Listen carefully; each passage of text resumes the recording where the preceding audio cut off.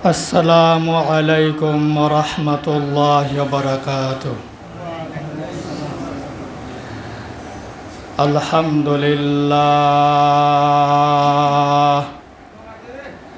আলহামদুলিল্লাহি ওয়া কাফা ওয়া সালামুন আলা ইবাদিহিল্লাযীনা ইসতাফা। أما بعد فأعوذ بالله من الشيطان الرجيم. بسم الله الرحمن الرحيم. الذين يذكرون الله قياما وقعودا وعلى جنوبهم ويتفكرون في خلق السماوات والأرض ربنا ما خلقت هذا باطلا سبحانك فقنا عذاب النار. وقال رسول الله صلى الله عليه وسلم إنما الأعمال بالنيات أو كما قال رسول الله صلى الله عليه وسلم. صدق الله العلي العظيم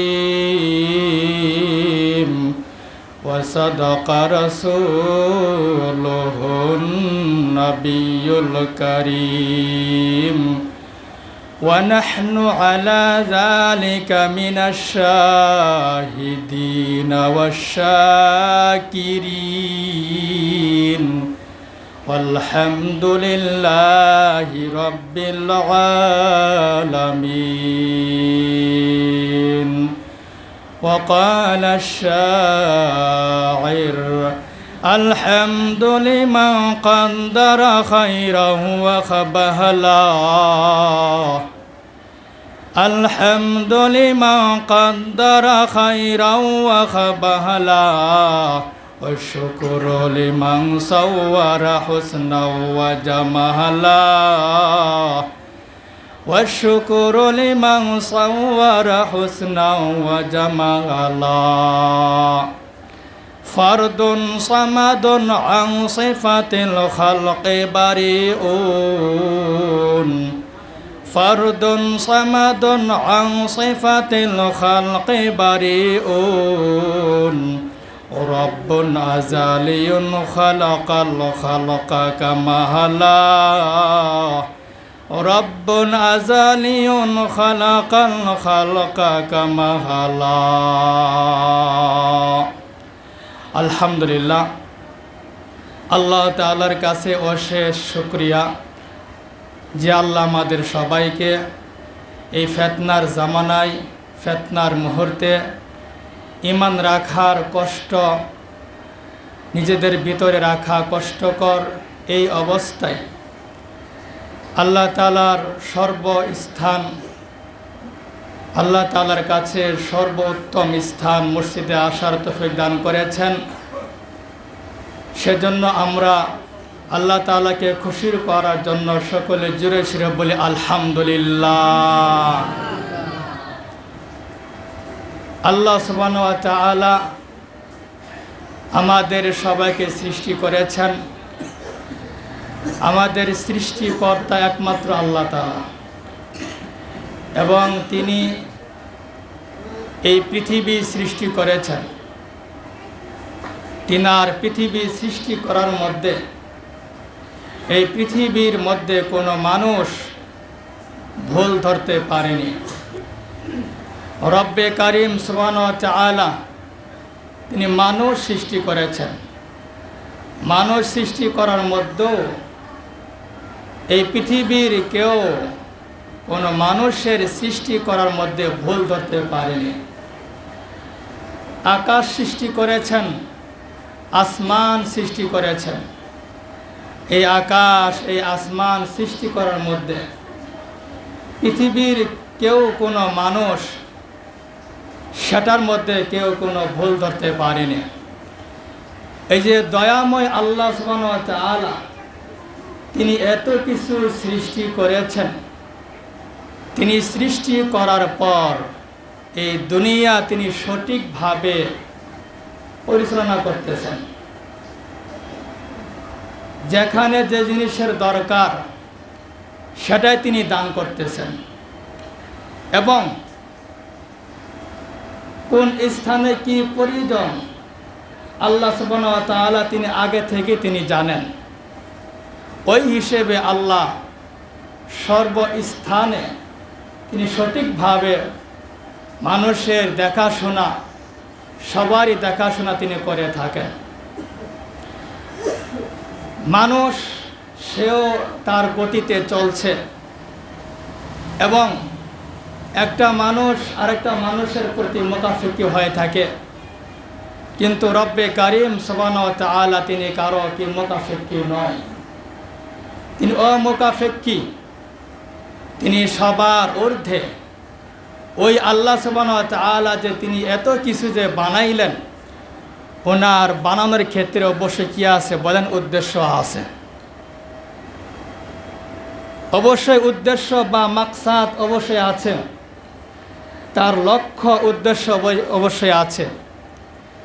যদি আমরা এই লক্ষ্য উদ্দেশ্যকে যদি আমরা না জানি বা আমাদের না খেয়াল থাকে, তাহলে আমরা সারা জীবন শুধু আমাদের খাওয়া দাওয়াই হবে, কিন্তু আমরা আসল মালিককে আমরা চিনব না।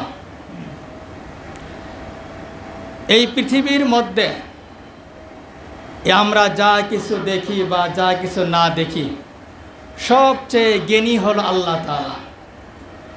ওনার মতো এলেম আলা, ওনার মতো জ্ঞানী আলা আর এই পৃথিবীর বুকে আর কেউ নাই। ওনার এত এলেম, তিনি সব কিছু সৃষ্টি করেছেন, প্রয়োজন অনুযায়ী সৃষ্টি করেছেন। আমরা যে পিঁপড়া দেখি, এই পিঁপড়ার ক্ষেত্রেও আল্লাহ সুবহানাহু ওয়া তাআলার উদ্দেশ্য আছে। তিনি কোনো কিছু এরকমভাবে অযথা সৃষ্টি করেন নাই। এ কথা আল্লাহ সুবহানাহু ওয়া তাআলা তিনি কুরআন শরীফের মধ্যে ইরশাদ করেন, আল্লাযীনা ইয়াযকুরুনাল্লাহা কিয়ামান ওয়া কুউদান ওয়া আলা জুনুবিহিম ওয়া ইয়াতাফাক্কারুনা ফি খালকিস সামাওয়াতি ওয়াল আরদ রব্বানা মা খালাকতা হাযা বাতিলা সুবহানাকা ফাকিনা আযাবান নার। আল্লাহ সুবহানাহু ওয়া তাআলা তিনি কুরআন শরীফের মধ্যে ইরশাদ করতেছেন, বান্দা আমি আল্লাহ এত জ্ঞানী, আমি আল্লাহর ভিতরে এত এলেমের পাওয়ারের ক্ষমতা রাখি। পৃথিবীর বুকে তোমরা যা কিছু দেখো, এগুলো আমি অনর্থক সৃষ্টি করি নাই, এগুলা কোনো বেহুদা আমি সৃষ্টি করি নাই।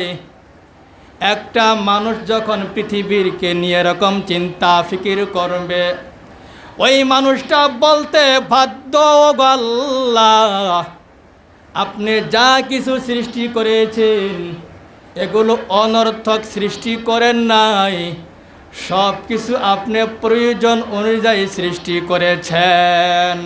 ওই আল্লাহর গুণগান, আলহামদুলিল্লাহ কদ্দারা খাইরাও ওয়া খাবালা, আলহামদুলিল্লাহ কদ্দারা খাইরাও ওয়া খাবালা والشكر لمن صور حسنا وجمالا والشكر لمن صور حسنا وجمالا فرد صمد عن صفة الخلق بريء فرد صمد عن صفة الخلق بريء رب أزلي خلق الخلق كمهلا رب أزلي خلق الخلق كمهلا لا شبه ولا مثل ولا كفو لمولاه لا شبه ولا مثل ولا كفو لمولاه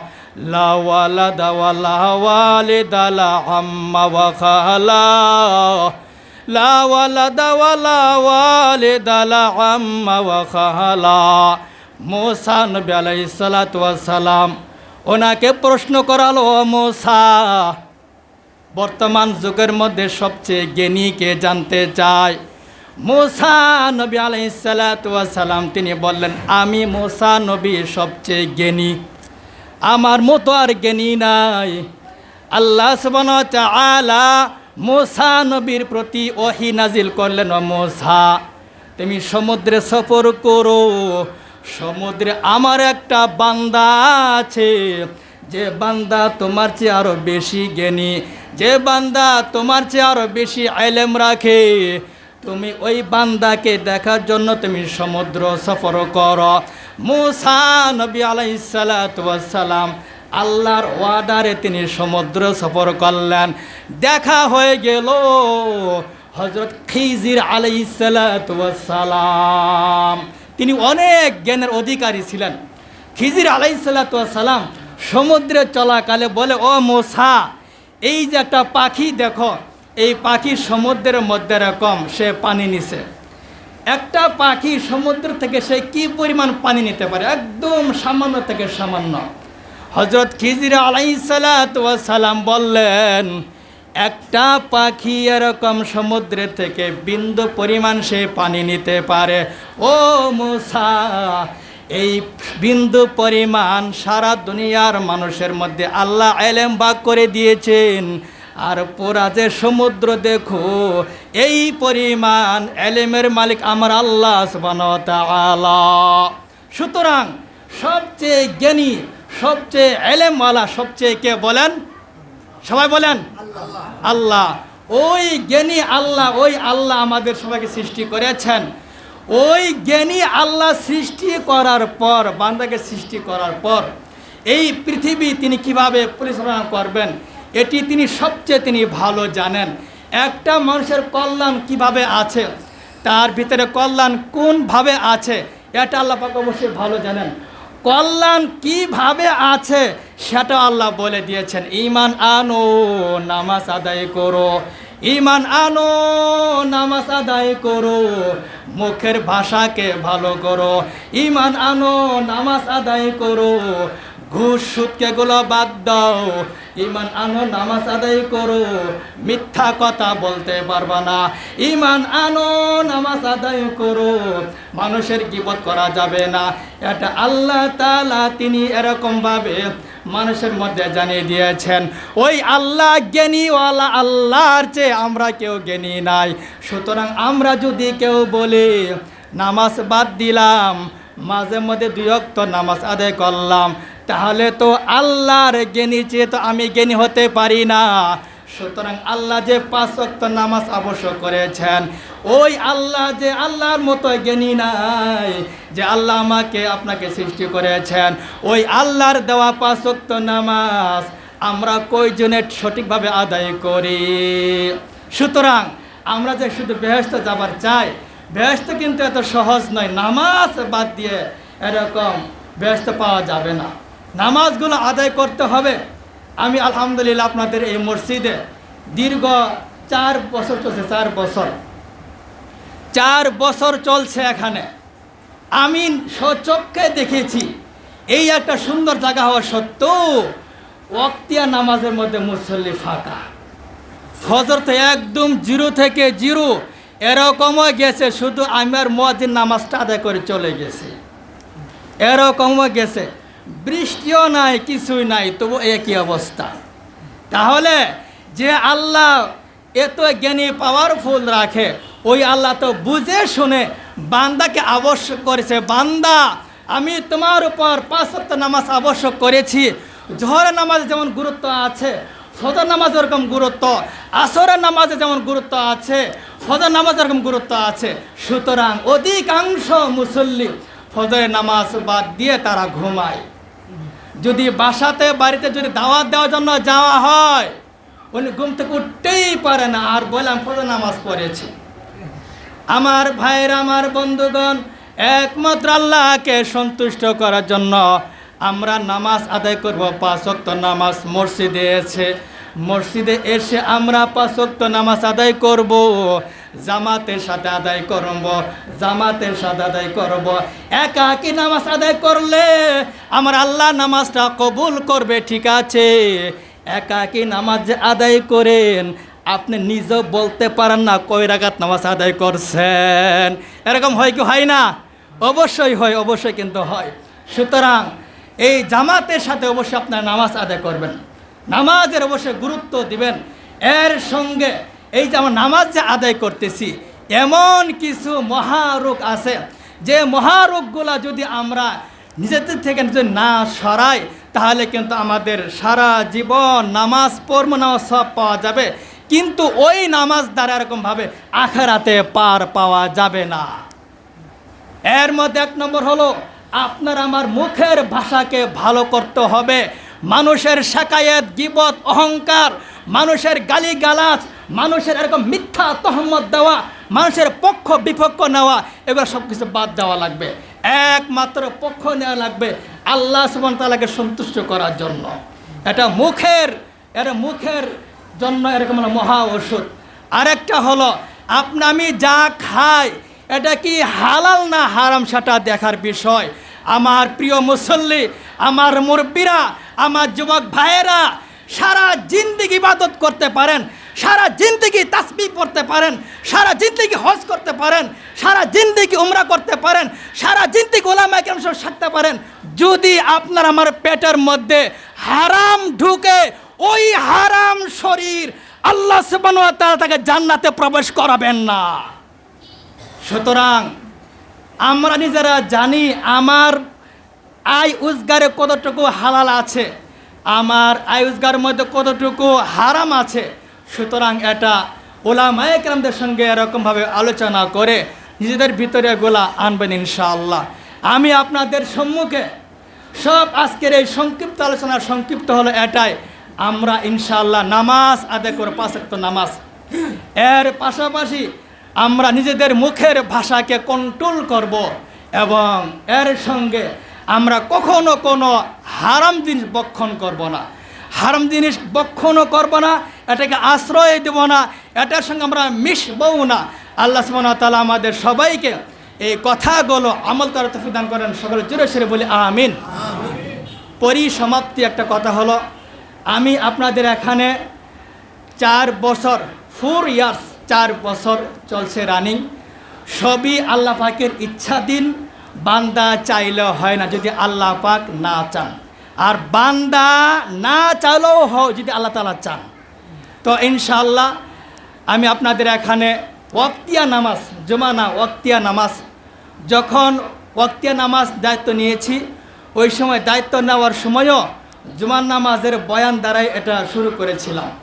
তো যা হোক, আমি আপনাদের সঙ্গে আলোচনাও করেছি কিছু ভাইদের সঙ্গে, যেহেতু বিদায় নিচ্ছি, তাহলে এখানে দীর্ঘ 4 বছর এরকম ছিলাম আলহামদুলিল্লাহ।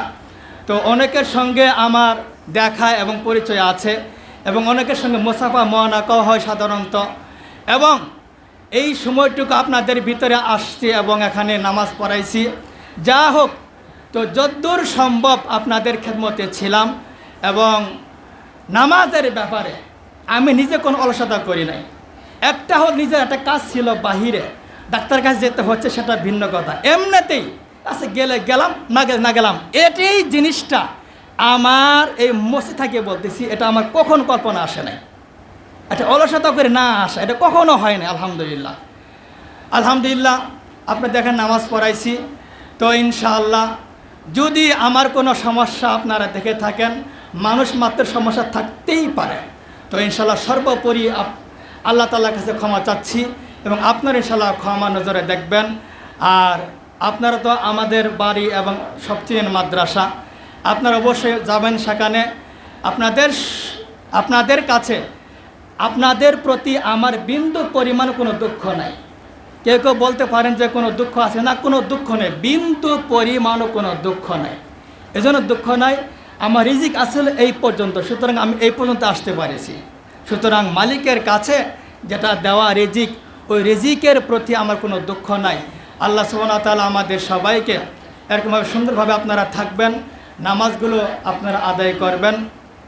এবং আমি যেমন ধরেন সাধারণত এইদিকে আসা হয় না, যেটা দায়িত্ব না, কেন আসব? হায়াত মৌতের মালিক কে বলেন?